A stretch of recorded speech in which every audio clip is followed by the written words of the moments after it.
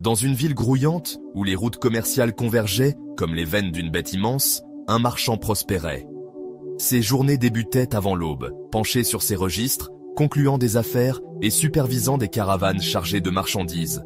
Ses mains, calleuses après des années de labeur, bougeaient avec précision, comptant les pièces, pesant les épices, signant des contrats.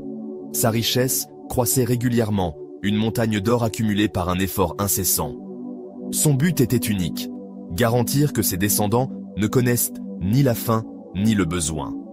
Chaque transaction, chaque nuit, sans sommeil, était une brique dans les fondations de leur avenir. La vie du marchand était un tourbillon d'activités. Il s'arrêtait rarement pour savourer les fruits de son travail. Ses repas étaient expéditifs, son sommeil léger, son esprit toujours en course vers le prochain marché. Ses enfants et petits-enfants, bien que pourvus, ressentaient un peu sa chaleur. Son cœur, bien que rempli d'amour, était enchaîné à une vision d'un futur lointain où sa lignée prospérerait sans peine. Cette vision le guidait, tel un phare dans le chaos de ses jours. Un soir, alors que le soleil plongeait sous l'horizon, jetant une lueur ambrée sur son comptoir, son fidèle comptable s'approcha. Les livres, méticuleusement équilibrés, révélèrent une vérité inattendue. Sa fortune était désormais suffisante pour soutenir sa famille pendant 2 générations après la sienne.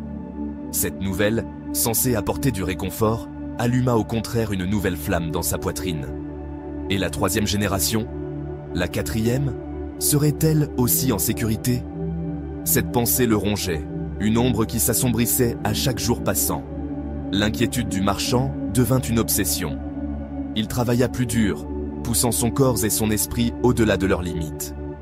Il chercha de nouvelles entreprises, des commerces plus risqués, tout ce qui pouvait gonfler davantage ses coffres. Mais cet effort eut un coût. Ses épaules se voûtèrent, ses yeux perdirent leur éclat, et une douleur persistante s'installa dans ses os. Les médecins allaient et venaient, prescrivant des remèdes et du repos, mais rien n'apaisait son mal.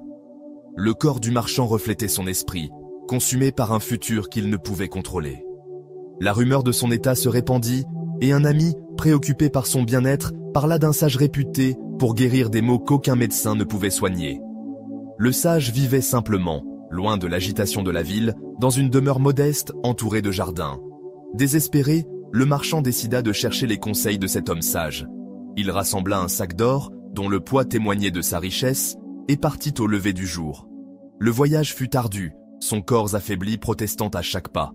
À son arrivée, la maison du sage était telle que décrite, humble, sans trace d'opulence. Le sage lui-même était une figure de force tranquille, ses yeux brillants de clarté, ses mouvements posés. Le marchand, pressé de se débarrasser de son mal, offrit le sac d'or, expliquant son tourment. Il parla de ses nuits sans sommeil, de sa santé déclinante et de sa peur que ses descendants ne manquent un jour de ressources. Le sage écouta, son visage impassible. Lorsque le marchand eut fini, le sage secoua doucement la tête.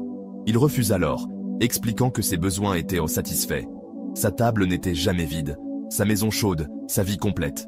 Perplexe, le marchand insista, pressant le sage de garder l'or pour l'avenir, pour des épreuves imprévues. La réponse du sage fut simple, mais profonde. Il ne pensait pas à l'avenir, car il n'était pas encore arrivé et pourrait ne jamais arriver. Sa vie était ancrée dans le présent, où il trouvait de la joie à chaque instant, sans le fardeau de ce qui se trouvait au-delà de l'horizon. Le marchand resta immobile, le poids des paroles du sage pénétrant en lui comme la pluie dans une terre aride. Pour la première fois, il vit la futilité de sa quête incessante. Sa poursuite d'un avenir sécurisé lui avait volé le présent. Il avait bâti une fortune, mais négligé les rires de ses enfants, la chaleur des repas partagés, la beauté d'un lever de soleil. Sa maladie, comprit-il, n'était pas seulement physique, mais celle d'un esprit enchaîné à un temps qui n'existait pas encore. Le marchand retourna en ville, transformé. Le sac d'or resta intact, son éclat n'étant plus son maître. Il commença à vivre différemment. Les matins n'étaient plus une course vers le comptoir, mais une occasion de respirer l'air frais, de remarquer les motifs de lumière sur les pavés. Il s'attardait sur les repas, savourant les saveurs et la compagnie de ceux qu'il aimait. Son travail continuait, mais il ne le consumait plus. Il délégua des tâches, faisant confiance à d'autres pour porter le fardeau, et trouva le temps de flâner dans les marchés, non pas en tant que marchand, mais en tant qu'homme vivant au rythme du monde.